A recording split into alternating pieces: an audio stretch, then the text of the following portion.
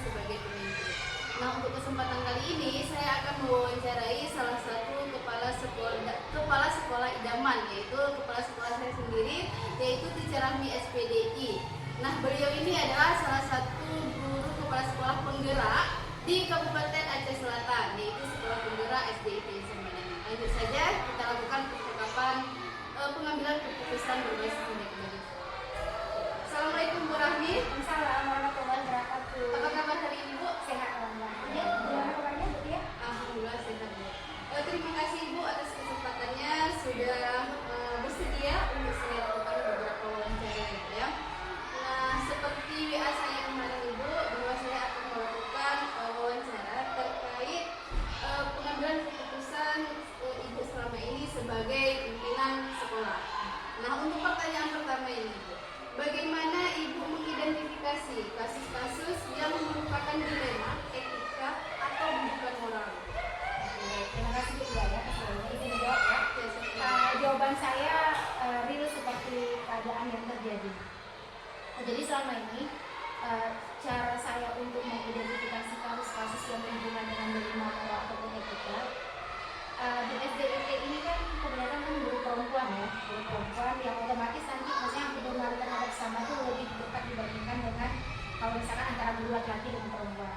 Dan saya juga kadang-kadang sering duduk dengan beberapa teman. Nah, jadi kadang-kadang saya untuk mengidentifikasi ini jadi masalah itu berdasarkan teman-teman tuh ngomong enak ya si A ya bisa datang telat misalkan kan, enak ya si B jadi kalau kita nggak boleh. Nah berarti kan obrolan kecil teman-teman yang saya pikir itu menjadi sebuah masalah. Kemudian yang kedua adalah identifikasi masalahnya lewat stakeholder ataupun lewat komite sekolah. Karena yang kita tahu bahwasanya komite itu kan jembatan antara sekolah dengan orang tua murid. Nah jadi komite di sini pun aktif, kita bisa tahu sendiri. Mungkin nanti ada masukan ataupun hal-hal yang negatif yang mungkin memang jadi permasalahan itu akan disampaikan oleh komite sekolah, apakah langsung kepada guru kelas kita atau mungkin kesekolah atau mungkin langsung kepada kepala sekolah. Kemudian yang ketiga yang menjadi kasus dilema juga yang sering saya temui sekarang itu, saya identifikasinya lewat ketua yayasan. Kita ketahui ketua yayasan kan kebanyakan dalam komplek di sini ya. Jadi guru-guru lewat itu masuk ke sekolah, lingkungan sekolah melewati rumah beliau. Dan memang beliau kadang-kadang sering menemui dan beliau langsung menelpon, Teacher Rahmi ini kayak mana nih katanya. Ada beberapa yang kayak ini. Gimana dengan kedisiplinan? Nah ini kan juga saya pikir ini adalah masukan yang terbaik, masukan yang baik, yang positif dari ketua yayasan dan kebaikan sekolah kita. Jadi selama ini mungkin saya menerimanya dari 3 hal itu. Terima kasih Bu. Berarti ini merupakan sebuah dilema. Iya.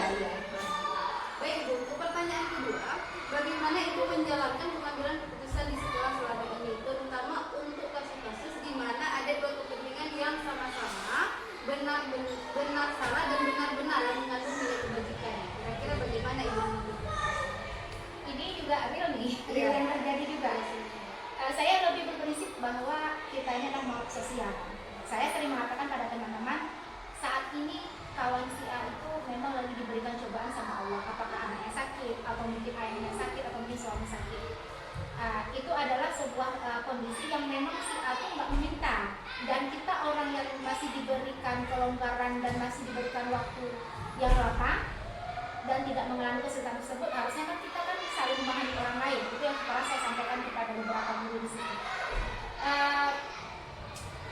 Jadi kadang-kadang ketika ada guru-guru yang memang mereka memasuki hal yang seperti itu, menghadapi hal seperti itu, saya lebih kepada memahami.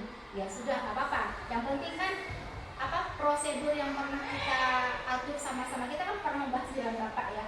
Kalau misalkan tidak masuk ataupun mungkin telat masuk, silahkan kabari biar satu nggak salah paham gitu. Nah teman-teman di sini kan guru-guru kan selalu bilang, Teacher Rahmi saya izin telat sedikit. Bahkan di grup kan sering kita lihat kan. Nah ini mungkin hal yang negatif, hal yang positif yang dilakukan oleh teman-teman supaya teman-teman yang lain tahu, oh ternyata si ini berhubungan dengan ada kepentingan bersama orang tuanya. Jadi teman-teman yang lain pun tahu tidak seuzon lah gitu. Jadi ketika ada beberapa teman yang minta izin dan WA, saya sampaikan, oh ya silahkan. Bagaimana dengan kondisi kelasnya?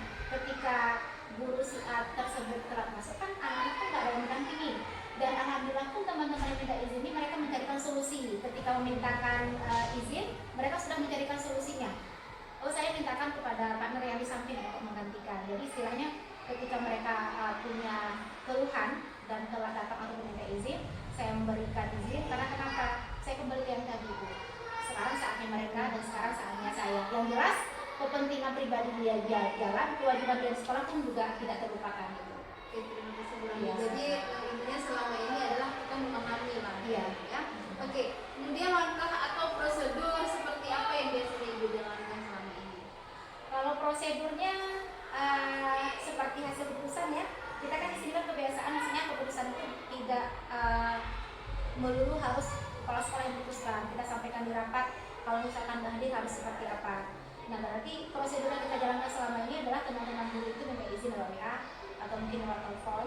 Kemudian saya menanyakan solusinya apa, ketika ada solusi kita izinkan. Ataupun seperti yang saya ceritakan tadi itu, mereka mencarikan solusinya gitu. Jadi kalau memang prosedur itu dijalankan dengan sesuai dengan hasil rapat kita, ya tidak jadi masalah. Kecuali kalau misalkan nanti ada yang meninggalkan tugas tanpa memberikan izin, itu kan kita telepon. Atau mungkin memang kalau memang perlu pembinaan, kita bina di sini